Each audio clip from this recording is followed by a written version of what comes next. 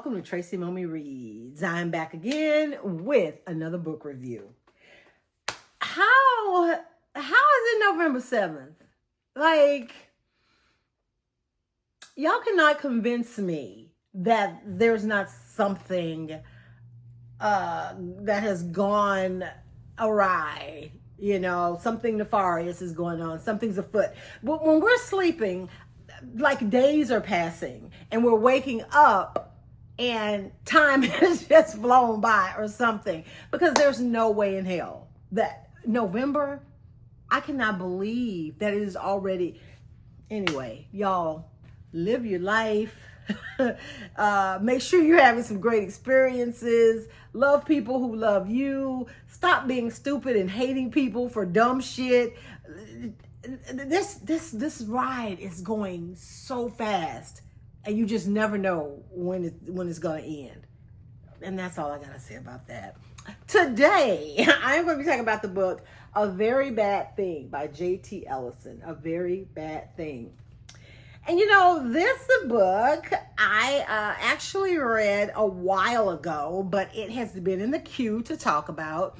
And when I read books that are like, like they just, you know, they're fairly new or they just kind of came out, I want to get in on that conversation. So a lot of times I'll bump stuff because, believe it or not, even though I don't necessarily have a like a checklist, okay, I want to read this book, I want to read that book. You know, I'm really a mood reader.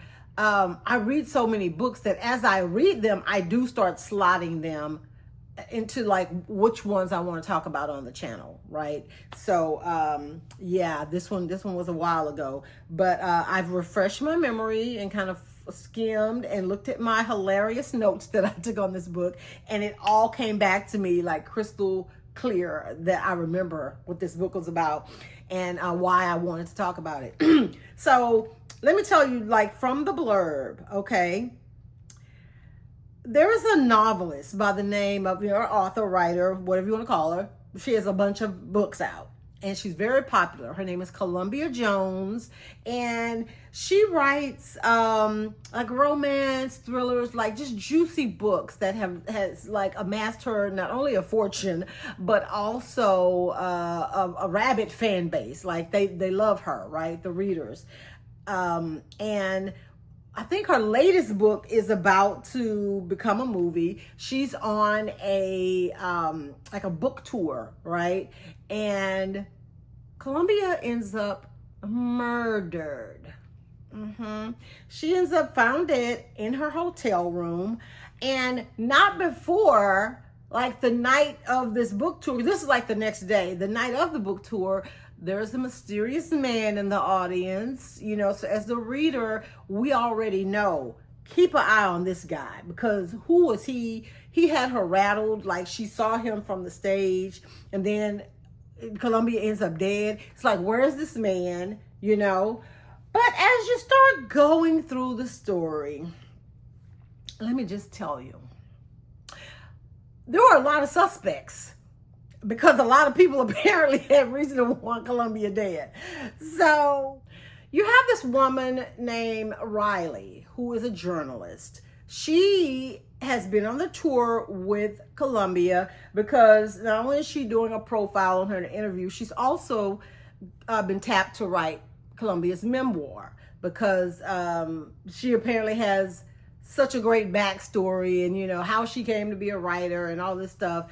Her fans want to know, and you know everything. So she's there for that. Well, she's caught in her room looking at her dead body by Columbia's daughter, and her name is Darian.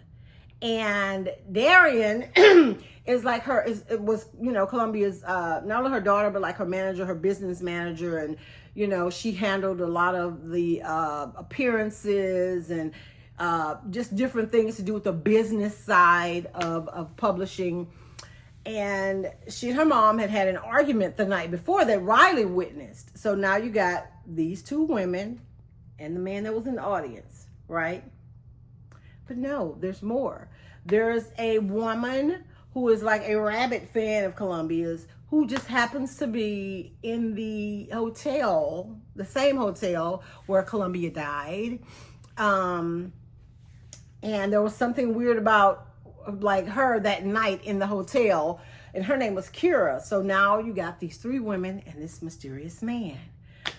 Well, there ends up being a couple of more men that come into the fray, and then on top of that, y'all, there's like a story within a story, because, and this is the part that totally threw me for a loop and confused the hell out of me, because while, you know, the investigation into Columbia's murder is like still very much moving, it first of all, it goes off the rails because people are coming out of the woodwork. Somebody's after Riley, somebody's after Darian. Like, you just don't know, like, what is going on, and are they guilty? Were they working together? What's going on with that?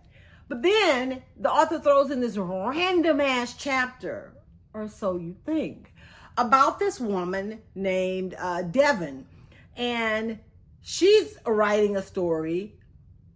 But it's a story, but it also reads more like journaling, you know?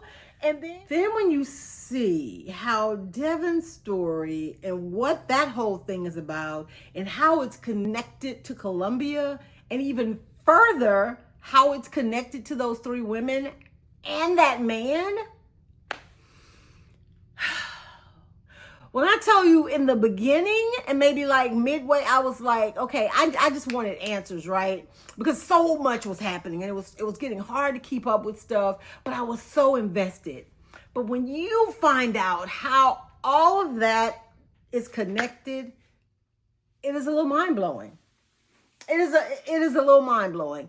And what's crazy is, you know, like sometimes when you're reading books and you're like, ain't no way, that doesn't even make sense. It all made sense, even though it was so out there, you know, like how something is so just such a wild theory or such a wild explanation. But in the back of your mind, you're like, but that totally makes sense. At the same time, that totally makes sense. And that's how this book was. It was crazy. There was this final scene like of the book where all of the players, except for Columbia, since she was deceased, they all ended up in the same place at the same time. It's such an unsuspecting story. I have read only one other book by J.T. Ellison, and I felt like it kind of was the same way. It was the premise and how it started off. It was like a gut punch. It was like, okay, but then it started to kind of get a little slow when all these details and all these characters were introduced. And I feel like A Very Bad Thing was in a similar vein. However, just like in the other story I read by him, I think One of Us is Lying or something like that. It's One of Us or something like that. But once everything starts coming together, you realize why it was necessary to introduce you to these people, kind of give you their story so that everything would, you know, come together in the end. And that's exactly what happened. And when that pace picks up, it never slows down. Okay? It just, everything starts to moving really fast, and you're going to be up past your bedtime trying to finish this and figure out what's going on. And the ending, I feel like it was satisfying. It gave what it needed to give. And for as much as you can have a happily ever after with one of the main characters being dead, it was tied up nicely. It was tied up nicely.